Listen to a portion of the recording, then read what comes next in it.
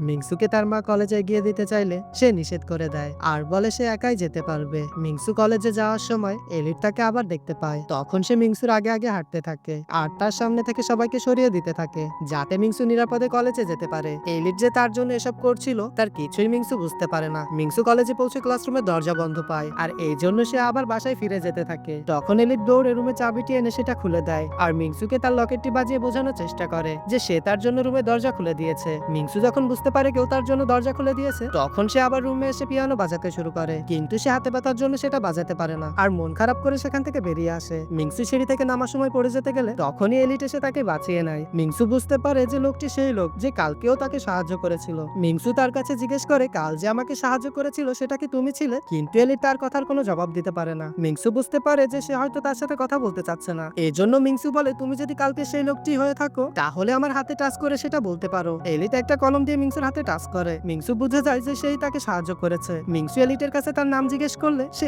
এবারও কোনো উত্তর দিতে পারে না। তখন সে আবারও হাত বাড়িয়ে দেয় আর এলিট তার নামটি মিংসুর হাতে লিখে দেয়, যেটা পড়ে মিংসু বুঝতে পারে যে সে একজন ছেলে। পার্ট 3 দেখতে চ্যানেলটি সাবস্ক্রাইব করে রাখুন।